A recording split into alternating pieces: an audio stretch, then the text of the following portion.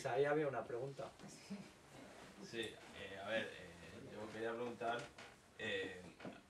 sea, durante tu infancia has escrito muchas novelas de diversos tipos.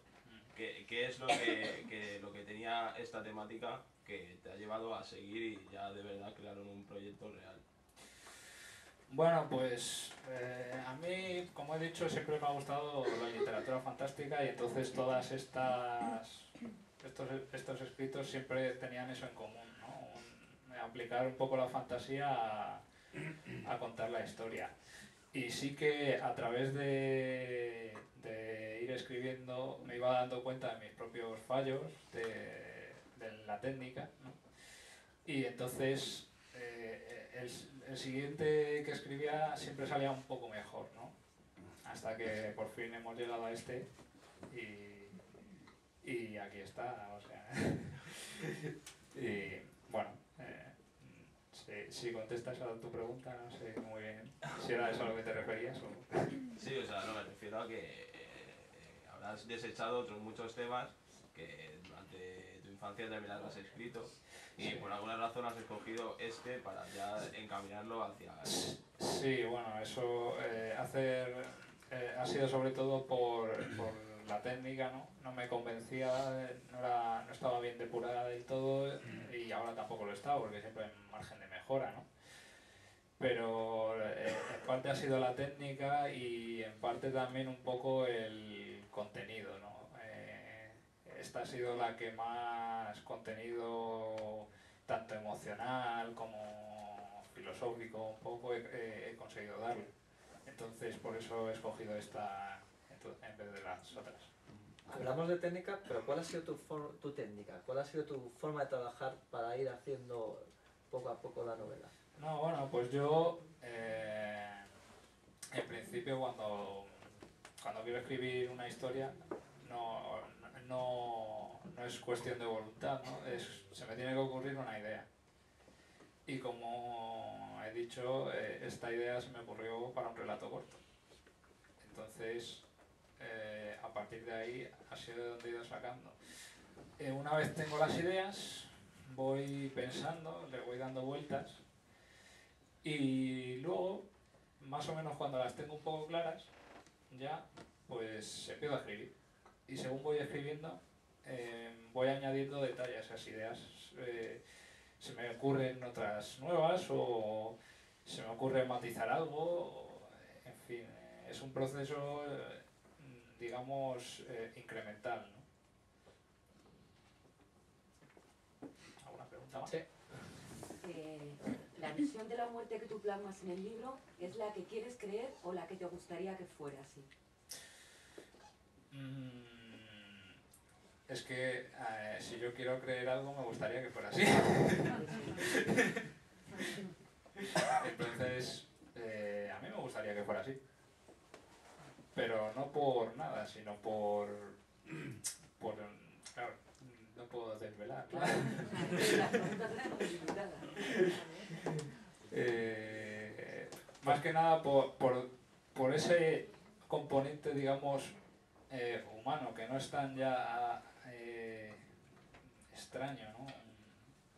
Que al final no es extraño, porque es una cosa que está presente desde que el mundo es mundo, pero es ese componente humano y el hecho de bueno, que si algo tenía que pasar, pues no hay que darle vueltas tampoco.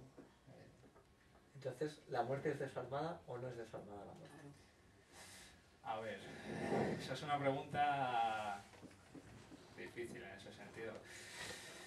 Yo, cuando creo que a cada uno tiene un momento y no creo que la muerte sea desarmada o no, no tiene sentido preguntarse eso porque no actúa por propia voluntad.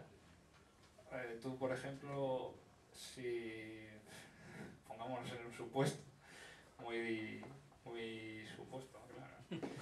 Si Esperemos que demasiado supuesto por cómo vas. No sé, pues imagínate que a ti te hipnotizan, por ejemplo, y vendes a alguien? ¿Serías un desalmado? No tiene mucho sentido la pregunta, ¿no? En cuanto que no es tu voluntad si lo haces o no. Sí, yo quería preguntarte, en el libro efectivamente hasta el capítulo 6 aproximadamente va como muy deprisa, va todo bien relacionado pero muy deprisa. Yo ya había leído el relato corto y es exactamente calcado, ¿no? Luego parece que a partir de ahí la novela coge otro ritmo, se tranquiliza un poquito más, empieza a explicar los detalles un poquito con más de paciencia y demás. Pero también me ha llamado la atención que no nombras en ningún momento o muy poquito al jefe de los ángeles, que en este caso sería, no sabemos si Dios o el diablo, quién los manda, quién los dirige, y no lo nombran mucho. O sea, no se habla del jefe, de quién los elige, por qué los elige, si existe o no existe, si está o no está. Bueno, pues por parte, la primera pregunta sobre la rapidez, digamos.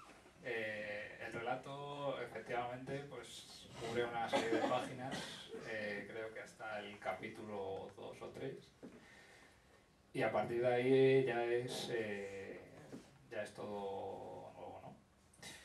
Esa rapidez también es un poco intencionada, ¿no? Porque los hechos que suceden entre esos capítulos que mencionas pues van más espaciados en el tiempo que los posteriores. Entonces, para poder contar con más detalle los hechos, digamos, importantes de la historia, pues algunas cosas hay que pasarlas un poco de puntillas, ¿no? Entonces, si no, extenderse mucho al final puede acabar aburriendo al lector, ¿no? Si me pongo a contar la vida cotidiana de alguien, pues puede decir, muy bien, esto ya lo veo en mi casa todos los días, y cierra el libro y no se lo ve. Entonces va un poco por ahí. En cuanto a lo de no mencionar de dónde vienen esas órdenes, es intencionado. Ahí dejo que cada uno piense lo que quiera, porque yo creo que ahí sí que tiene que haber algo de libertad. Que a lo mejor luego en la segunda parte me la como, pero en principio es intencionado eso. Como tampoco tenía intención de hacer segunda parte. Seguro que Carlos Ruiz Zafón tampoco. La moraleja puede ser que hay que detenernos más y pensar en las cosas positivas de la vida. Sí, es un poco la moraleja, ¿no? Ya que las cosas cuando tienen que pasar son malas, no pueden evitarse a veces, pues conviene un poco detenerse a mirar las cosas positivas, ¿no? Muchas veces estamos tan obsesionados por la negatividad, por la crisis en este momento, lo que sea, que realmente no vemos muchas cosas bonitas y positivas que pasan alrededor y pasan desapercibidas prácticamente. Ayer mismo leía un artículo que es curioso. Una niña en Italia estaba en coma y grabó Alessandro Del Piero un vídeo para ella y salió del coma al oír la voz.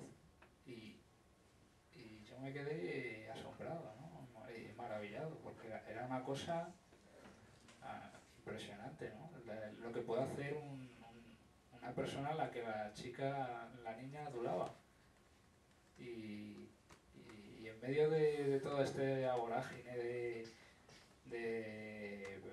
paro, de amenazas de guerra y todo eso, esas cosas pasan desapercibidas, ¿no? Y yo creo que son de las más bonitas y de las más interesantes que se pueden dar. ¿Alguna pregunta más? Seguro que tiene que haber, vamos. ¿Sí? Yo. Sí.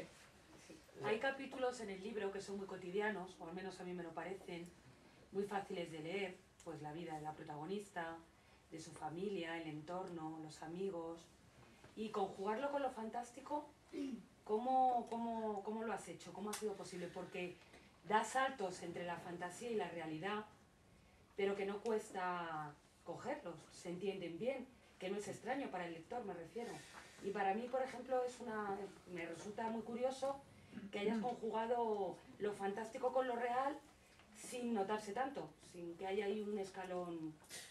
Sí, bueno, eso quizá viene un poco de mi faceta de informático, ¿no? De ingeniero, que intento que las cosas sigan un poco un hilo lógico y entonces una de las intenciones, en este caso cuando escribí el libro, era precisamente conjugar la cotidianidad, ¿no? con elementos ajenos a ella. Y entonces, una vez que tú colocas las piezas sobre el tablero, ¿no? Ya parece que funciona solo en mi cabeza, ¿no? Por eso decía que cuando voy a escribir, primero se me ocurre una idea, pero muy general, y luego cuando me pongo a escribirla ya, pues se me van ocurriendo prácticamente del tirón. No necesito pensar en exceso. Y yo creo que es un poco a raíz de eso, de seguir un desarrollo lógico de los acontecimientos. Dentro de lo ilógico. Al fondo había una pregunta.